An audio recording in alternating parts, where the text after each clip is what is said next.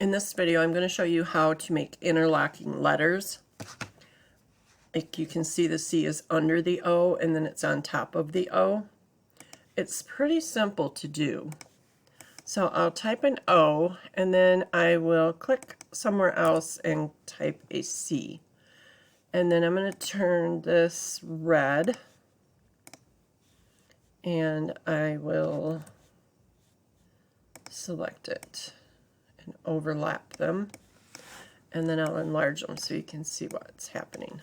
Okay, so the first thing I want to do is take my top letter, select it, right click and copy it to the clipboard, and then I can come over here to my knife tool and just left click and drag until I'm on both sides of the C and let go. And then get my selection tool and select either the top half or the bottom half, depending on what you want going over and what you want going under. So I'm going to go ahead and choose the bottom part. And then I'm going to go to Path, Close Path.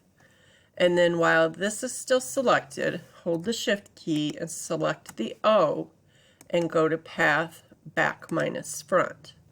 And then you can select the rest of the C and get rid of that. And then select your O, right click, paste in place, and that gives you your C back. But it doesn't look like anything happened, and that's because you need to come over here to your layers panel and you need to reverse the order that these are in the layers panel. Then you can see it's under and then it's over. It's that simple. It's pretty easy. So have fun with it. Thanks for watching.